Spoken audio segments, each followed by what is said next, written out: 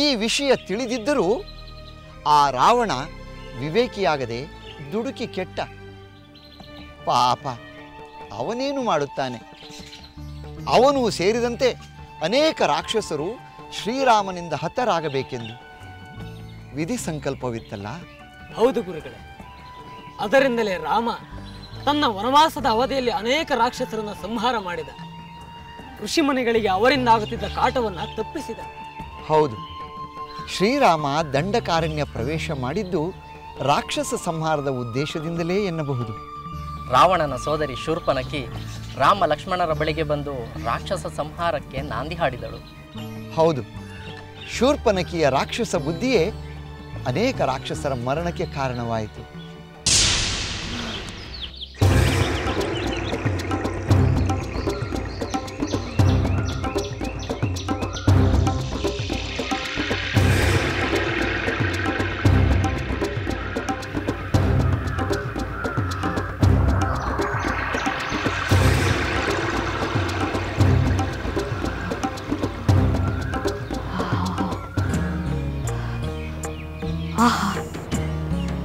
ಎಂತಹ ಸುಂದರ ಪುರುಷ!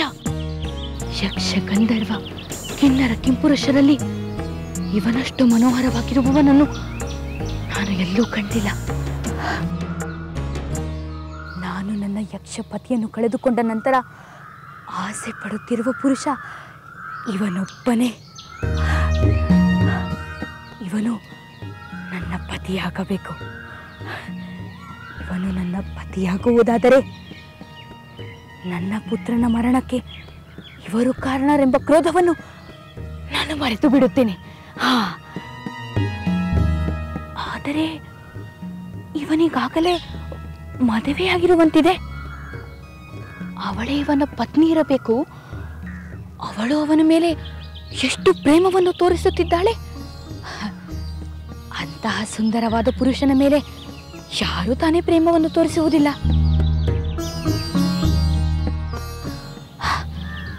ಇವನನ್ನು ನಾನು ಪಡೆಯಲೇಬೇಕು. ನಾನು ಈ ರೂಪದಲ್ಲಿ ಹೋದರೆ ಅವನು ಹೆದರೇ ಬಿಟ್ಟಾನು. ಸುಂದರನನ್ನು ಮೋಹಿಸಲು ಸುಂದರಿಯಾಗಿಯೇ ಹೋಗಬೇಕು.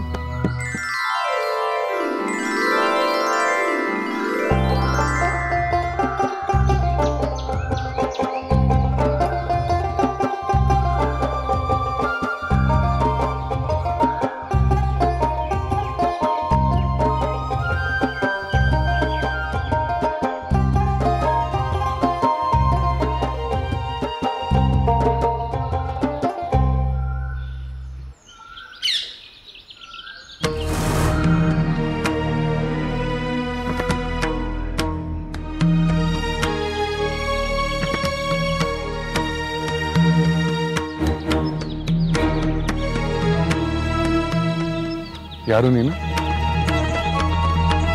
ನನ್ನ ವಿಷಯವಿರಲಿ. ಈ ಅರಣ್ಯ ಪ್ರದೇಶದಲ್ಲಿ ನಿಮ್ಮನ್ನು ಹೊಸದಾಗಿ ಕಾಣುತ್ತಿದ್ದೇನೆ. ನಿಮ್ಮ ಬಗ್ಗೆ ನನಗೆ ಬಹಳ ಕುತೂಹಲವಾಗಿದೆ. ಹೌದು, ನಾವು ಈ ಅರಣ್ಯದಲ್ಲಿ ಹೊಸದಾಗಿ ಬಂದು ನೆಲೆಸಿದ್ದೇವೆ.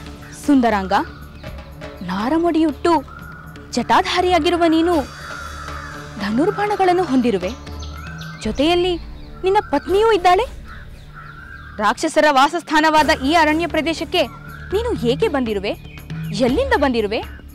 ಇಲ್ಲಿ ಏಕೆ ವಾಸವಾಗಿರುವೆ? ನಿನ್ನ ಕುತೂಹಲ ಸಹಜ. ನಾನು ಅಯೋಧ್ಯೆಯ ದಶರಥ ಮಹಾರಾಜರ ಪುತ್ರ. ನನ್ನ ಹೆಸರು ರಾಮ. ಈಕೆ ನನ್ನ ಪತ್ನಿ ಸೀತೆ.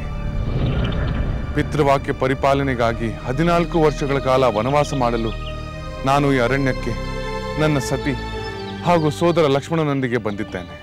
ನೀನ್ಯಾರು? ನಿನ್ನ ಈ ಮನೋಹರವಾದ ರೂಪವನ್ನು ಕಂಡರೆ ನೀನು ರಕ್ಕಸಿ ಎಂಬ ಭಾವನೆ ಬರುತ್ತದೆ. ಹೇಳು, ನಿಜವನ್ನೇ ಹೇಳು. ನನ್ನಿಂದ ನಿನಗೇನಾಗಬೇಕಾಗಿದೆ? ಸತ್ಯವನ್ನೇ ಹೇಳುತ್ತೇನೆ. ನಿನ್ನ ಬಳಿ ಸುಳ್ಳು ಹೇಳಲು ನನಗೆ ನಿಜ. ನಾನು ಬೇಕಾದಾಗ ಬೇಕಾದ ರೂಪವನ್ನು ಧರಿಸಬಲ್ಲ ರಾಕ್ಷಸಿ ಶೂರ್ಪನಖಿ.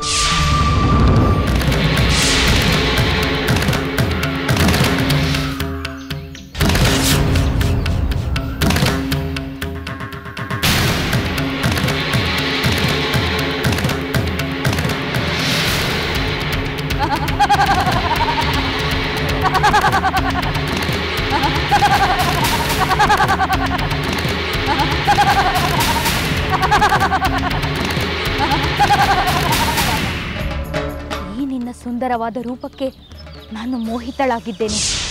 ನಿನ್ನನ್ನು ನನ್ನ ಗಂಡನಾಗಿ ಪಡೆಯಬೇಕೆಂಬ ಆಸೆಯಿಂದ ನಿನ್ನ ಬಳಿ ಬಂದಿದ್ದೇನೆ. ರಾಕ್ಷಸರ ಕಾಟ ಮುಗಿಯುತ್ತೆಂದರೆ ಈ ರಾಕ್ಷಸಿಯ ಕಾಟ ಆರಂಭವಾಯಿತಲ್ಲ. ಎಷ್ಟು ಧೈರ್ಯ ಈ ರಾಕ್ಷಸಿಗೆ! ಹೇಗೆ ಮೌನವಾದೆ ರಾಮ? ನಾನು ಸಕಲ ಶಕ್ತಿ ಸಾಮರ್ಥ್ಯಗಳಿಂದ ಸಂಪನ್ನಳಾಗಿದ್ದೇನೆ. ಯಾವಾಗ ಎಲ್ಲಿ ಬೇಕಾದರೂ ಹೋಗಬಲ್ಲೆ. ನೀನು ನನ್ನ ಪತಿಯಾಗು. ಈ ದುರ್ಬಲ ಹೆಂಗಸಿನಿಂದ ನೀನು ಯಾವ ಸುಖವನ್ನು ಪಡಬಲ್ಲೆ? ನೀನು ನನ್ನನ್ನು ವಿವಾಹವಾಗು. ಸುಖದ ಸಾಗರದಲ್ಲಿ ಈಜಾಡು ರಾಮ. ಅದು ಸಾಧ್ಯವಿಲ್ಲ. ಏಕೆ ಸಾಧ್ಯವಿಲ್ಲ? ಶೂರ್ಪಣಖಿ, ನಾನು ನಿನ್ನನ್ನು ಮದುವೆ ಆಗುವುದು ಸಾಧ್ಯವಿಲ್ಲ. ಏಕೆಂದರೆ ನಾನು ಏಕಪತ್ನಿ ವ್ರತಸ್ಥ. ಈ ಜನ್ಮದಲ್ಲಿ ನನ್ನ ಸೀತೆಯನ್ನು ಬಿಟ್ಟು ಉಳಿದ ಸ್ತ್ರೀಯರೆಲ್ಲರೂ ನನಗೆ ಮಾತೆಯರು, ಸೋದರಿಯರು ಮಾತ್ರ. ದಯಮಾಡಿ ಈ ಅರ್ಥಹೀನ ಆಸೆಯನ್ನು ಬಿಟ್ಟು ನಿನ್ನ ಪಾಡಿಗೆ ನೀನು ಹೊರಟು ಹೋಗು. ಸಾಧ್ಯವಿಲ್ಲ. ನಾನು ಇಷ್ಟಪಟ್ಟ ಪುರುಷನನ್ನು ಪಡೆಯದೆ ಇಲ್ಲಿಂದ ಹೋಗಲು ಸಾಧ್ಯವೇ ಇಲ್ಲ.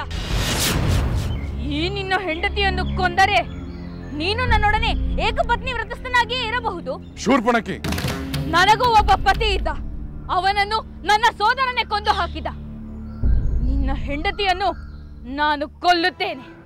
ಆನಂತರ ನಾವು ವಿವಾಹಿತರಾಗಿ ಈ ಅರಣ್ಯ ಪ್ರದೇಶಗಳಲ್ಲಿ ಆನಂದದಿಂದ ವಿಹರಿಸೋಣ. ಹೌದು ರಾಮ, ಇವಳು ಇರುವವರೆಗೂ ನೀನು ನನ್ನ ಮೇಲೆ ಮನಸ್ಸು ಮಾಡುವುದಿಲ್ಲ. ಮೊದಲು ಇವಳನ್ನು ತಿಂದು ಹಾಕುತ್ತೇನೆ. ಸೀತೆ, ಲಕ್ಷ್ಮಣ, ಕ್ರೂರಿಗಳು ಅನಾರ್ಯರಾದವರೊಡನೆ ಯಾವುದೇ ಕಾರಣದಿಂದಲೂ ಪರಿಹಾಸ ಸಲ್ಲದು. ಇವಳನ್ನು ಹೀಗೆ ಬಿಟ್ಟರೆ ಸೀತೆಯನ್ನು ತಿಂದೇ ಬಿಡುತ್ತಾಳೆ. ಈ ದುಷ್ಟ ಹೆಂಗಸಿನ ರೂಪಿನಷ್ಟೇ ಬುದ್ಧಿಯು ವಿಕಾರವಾಗಿದೆ. ಇವಳನ್ನು ಇನ್ನಷ್ಟು ವಿರೂಪಗೊಳಿಸಿ ಇಲ್ಲಿಂದ ಅಟ್ಟಿಬಿಡು. ಆಗಲಿ ಸಹೋದರ, ನಾನು ನಿನ್ನ ಆಜ್ಞೆಗಾಗಿ ಕಾಯುತ್ತಿದ್ದೆ. ಏ ದುರುಳ ರಕ್ಕಸಿ, ನೀನು ಅತ್ತಿಗೆಯ ಮೇಲೆ ಆಕ್ರಮಣ ಮಾಡಿ ಮಹಾಪರಾಧವನ್ನೇ ಮಾಡಿರುವೆ. ಈ ನಿನ್ನ ದುರ್ನಡತೆಗೆ ತಕ್ಕ ಶಿಕ್ಷೆಯನ್ನು ನೀಡುತ್ತೇನೆ.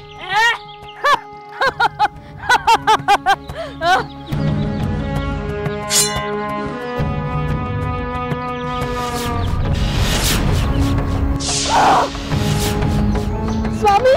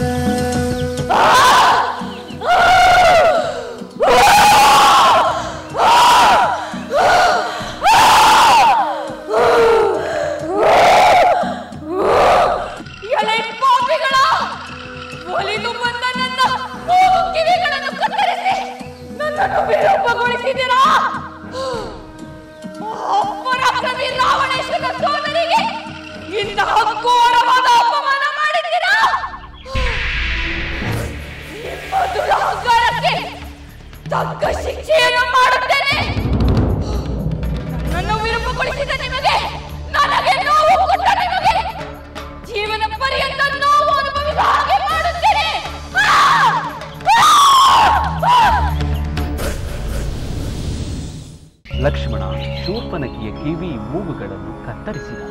ಇದರಿಂದ ಅಪಮಾನಿತಳಾದ ಅವಳು ದುಃಖಿಸುತ್ತಾ ಹೋಗಿ ತನ್ನ ಸೋದರರಾದ ಖರದೂಷಣರ ಬಳಿ ಗೋಳಾಡಿದಳು. ಅವರನ್ನು ಶ್ರೀರಾಮನ ಮೇಲೆ ಯುದ್ಧ ಮಾಡುವಂತೆ ಪ್ರಚೋದಿಸಿದಳು.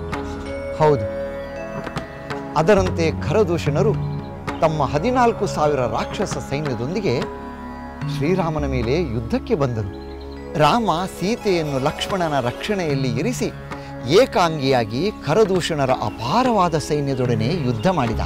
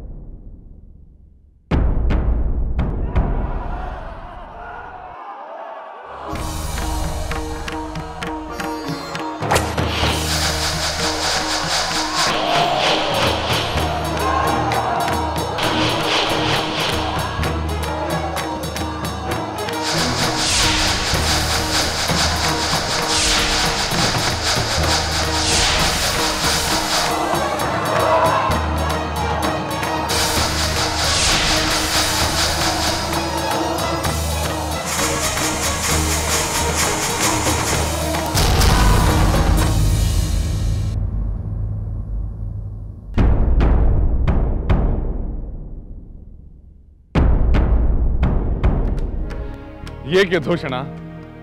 ಒಂಟಿಯಾಗಿ ಉಳಿದು ಬಿಟ್ಟೆಯಲ್ಲ. ಎಲ್ಲಿ ನಿನ್ನ 14,000 ರಾಕ್ಷಸ ಸೈನ್ಯ? ನನ್ನ ದೇಹವನ್ನು 14,000 ತುಂಡು ಮಾಡುವೆ ಎಂದು ನೀನೇ ಹೇಳಿದೆಯಲ್ಲ. ಈಗ ನಿನ್ನ ಸೈನಿಕರ ದೇಹಗಳು ಎಲ್ಲೆಲ್ಲಿ ಯಾವ ರೂಪದಲ್ಲಿ ಬಿದ್ದಿವೆ ಎಂದು ನೀನೇ ಹುಡುಕಿ ನೋಡು.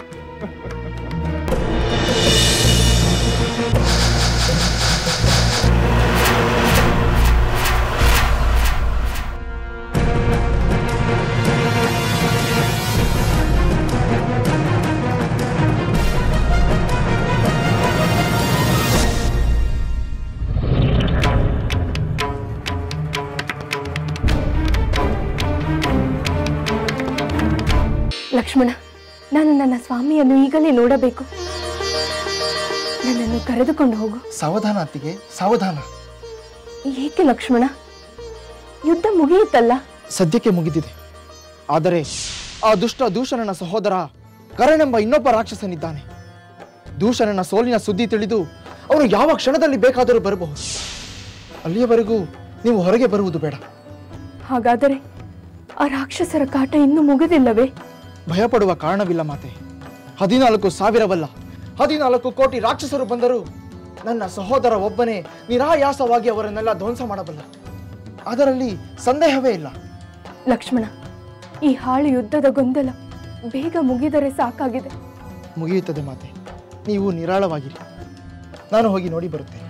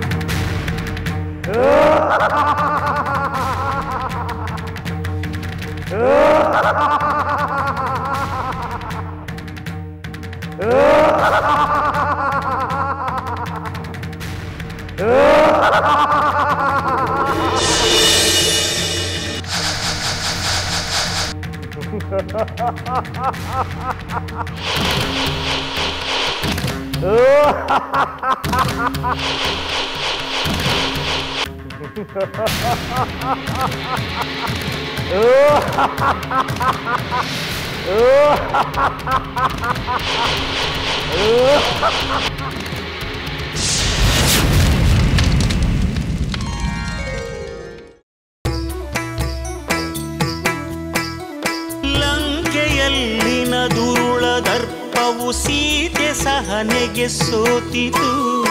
ಅಂಕೆ ಇರದ ಅಸುರ ಕುಲವು ರಾಮ ಬಾಣಕ್ಕೆ ಅಡಗಿತು. ದೂರವಿರಲಿ ಸನಿಹವಿರಲಿ ರಾಮ ಹೃದಯ ನಿವಾಸಿನಿ. ಯುಗವು ಯುಗವು ಸಾಗಲಿ ಅಕಳಂಕ ಪ್ರೇಮ ಪ್ರಬೋಧಿನಿ. ಅಮರ ಗಾಧೆ ಧರಣಿ ಜಾತೆ ಸಾಧ್ವೆ ಸೀತೆ ಸುಚರಿತೆ. ಸಹನ ಶಕ್ತಿ ಪತಿಯ ಭಕ್ತಿ ಲೋಕಮಾನ್ಯ ವಂದಿತೆ.